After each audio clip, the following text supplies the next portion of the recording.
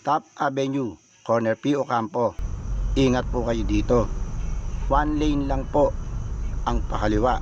Dami buhaya na nakaabang. Pag nag-go ang pa-left turn, mabilisan lang po dito. Masdan ng isang motorista at isang rider at angkas nito na biglang kumaliwa.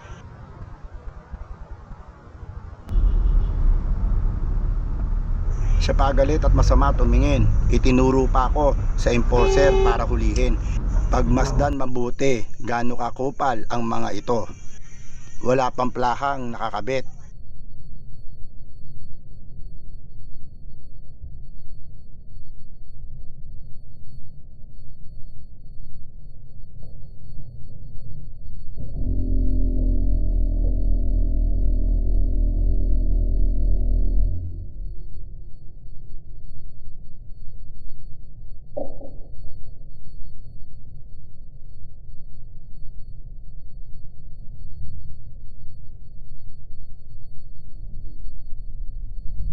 Diretso pa sa enforcer para ipahuli ako.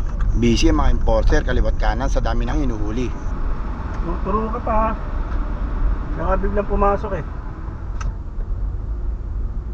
Tinuturo pa ako sa ano, hulihin daw ako.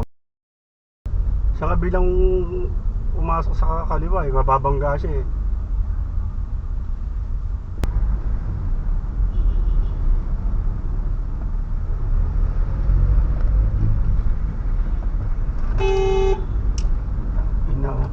Diretso pa sila sa enforcer at itinuro ako para ipahuli. Pero nasa tama ako at nasa linya. Dito pa naman sa area na to ay maraming natatrap at nakaabang na ang timano ng mga enforcer. Siya nga biglang pumasok sa kaliwa eh, mababangga siya eh. Stay safe po tayo lagi at sumunod sa traffic rules and regulation upang makaiwas sa huli at sa mga aksidente, disgrasya. Maraming salamat po.